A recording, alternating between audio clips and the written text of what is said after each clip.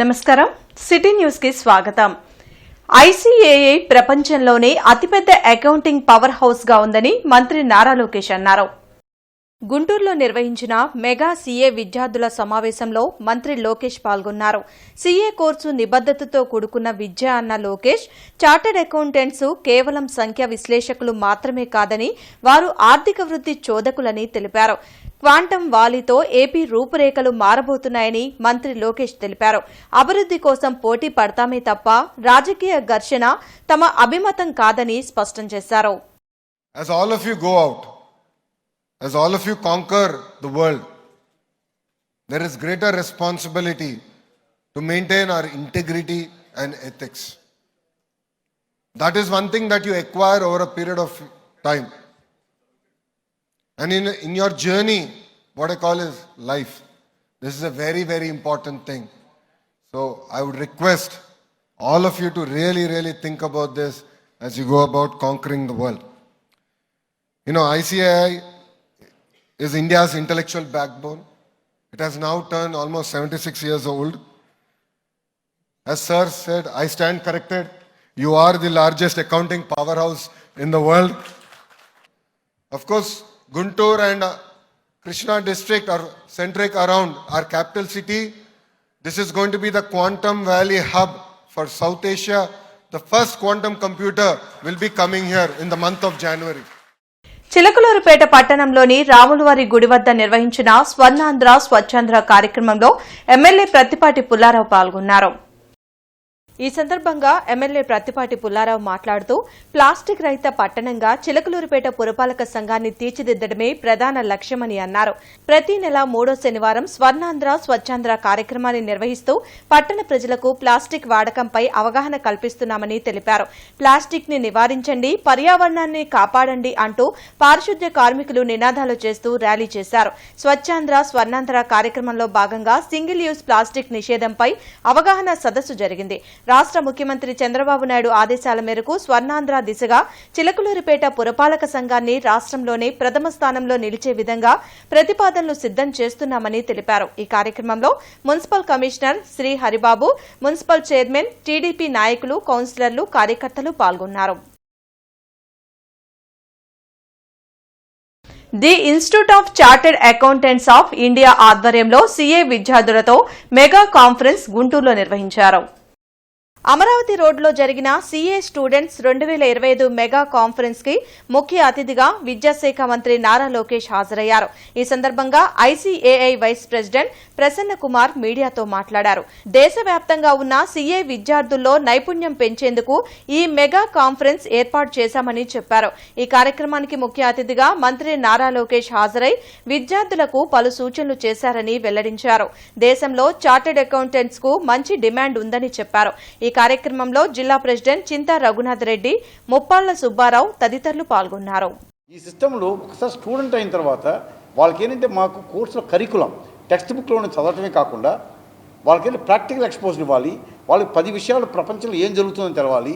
వాళ్ళలో ఉన్నటువంటి వాళ్ళ తెలివితేటలు కూడా బయటకు తీసుకొచ్చి వాళ్ళని స్పీకర్లుగా చేసి, సో వాళ్ళ స్టూడెంటే స్పీకర్గా చేసి వాళ్ళ పైన చైర్మన్గా చాడకుండా ఉండి వీళ్ళంతా ట్రైనింగ్ ఇస్తారన్నమాట. ఆ ప్రక్రియలో మాకు ఆల్మోస్ట్ ఎవ్రీ వీక్ ఏదో ఒక ప్రోగ్రామ్, చార్టర్డ్ అకౌంట్స్కి అయితేనేమి, స్టూడెంట్స్కి అయితేనేమి మా బ్రాంచెస్లో సో ప్రోగ్రామ్ ఉంటుంది.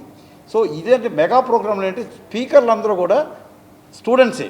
వాళ్ళు ట్రైనింగ్ ఇస్తాం, వాళ్ళే వచ్చి మాట్లాడతారు, ఒక చార్టర్ మోడరేట్ చేస్తారు వాళ్ళు చెప్పడానికి. అలాంటిది దీనివల్ల ఏంటి చార్టర్ స్టూడెంట్ టైప్ డేస్ నుంచే వాళ్ళు మంచి స్పీకర్గాను వాళ్ళకి 10 మంది కలిసే అవకాశాన్ని ఇచ్చి వాళ్ళకి ఏంటంటే ఆ లీడర్షిప్ క్వాలిటీని ఇంబైబ్ చేయడానికి ఇలాంటి కార్యక్రమం నిర్వహిస్తుంటాం.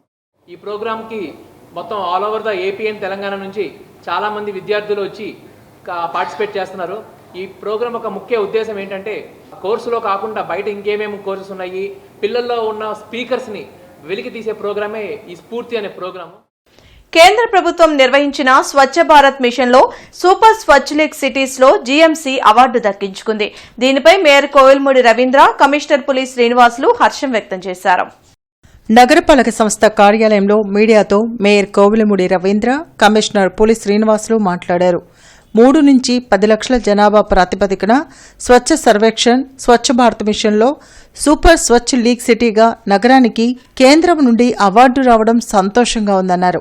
అధికారులు, ప్రజలు, ప్రజాప్రతినిధుల సమిష్టి కృషితో కేంద్రం నుంచి అవార్డు పొందామని చెప్పారు. దేశంలోనే పారిశుద్ధ విభాగంలో జీఎంసీ ప్రథమ స్థానం సంపాదించిందని ఆనందం వ్యక్తం చేశారు. ఈ కార్యక్రమంలో జీఎంసీ అధికారులు, కార్పొరేటర్లు పాల్గొన్నారు.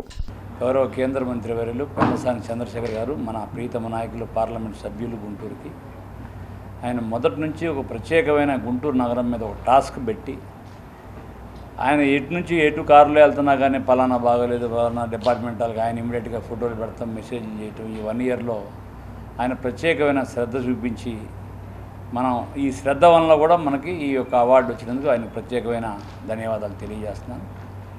అట్లాగే గౌరవ ఎమ్మెల్సీస్ ఆలపాటి రాజేంద్ర ప్రసాద్ గారు, అట్లాగే ఎమ్మెల్యేస్ రామాంజనేయులు గారు, మాధవి గారు, నజీర్ గారు, ఇంకో ఎమ్మెల్సీ కూడా ఉన్నారు, యేసురత్నం గారు, వీళ్ళందరూ కూడా ఇక్కడ మున్సిపల్ కార్పొరేషన్ సంబంధించి ప్రత్యేకమైన సూచనలు, సలహాలు కూడా ఇచ్చి, వాళ్ళు కూడా ఏ విధంగా చెప్పేవాళ్ళు శానిటేషన్ విధంగా ఉండాలనేది కూడా మన సూచనలు మనం ప్రతి కౌన్సిల్లో కూడా ప్రత్యక్షంగా మీరు కూడా లైవ్లో పెట్టారు, చూశారు. వారి సూచనలన్నీ కూడా పరిగణలోకి తీసుకొని కమిషనర్ గారు ఆయన ఒక 1 ఇయర్ బ్యాక్ వచ్చినప్పుడు ఇండోర్లో ఆయన కలిశారు. మీకు ఎట్లా వస్తుంది, ఏంటి మీ సూచనలు ఏంటని ఒక కమిషనర్ని, మేయర్ని కలవడం జరిగింది. సిటీస్ వచ్చాయి 3, విజయవాడ, తిరుపతి, గుంటూరు. సో ఈ 3 సిటీస్ ఇప్పటిదాకా ఇండియాలో టాప్ మోస్ట్ సిటీస్ అని ఏవైతే అనుకుంటున్నామో, లైక్ ఇండోర్ కానీ, సూరత్, నవీ ముంబై, ఇట్లా కొన్ని సిటీస్ ఉన్నాయి. ఆ సిటీస్ కేటగిరీలోకి ఈ 3 సిటీస్ కూడా చేరాయి.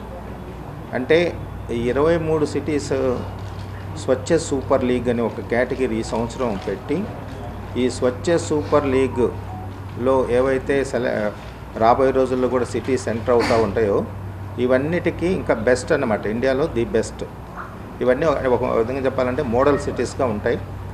ఇక్కడికి ఈ సిటీస్కి స్టడీ చేయడానికి కానీ, ఈ సిటీస్లో ఎలా ఇంత ప్రోగ్రెస్ వచ్చిందనే దానికి షోకేస్గా చూపించడానికి కూడా బయట యూఎల్బీస్ నుంచి, బయట రాష్ట్రాల నుంచి కూడా రాబోయే రోజుల్లో టీమ్స్ వస్తాయి.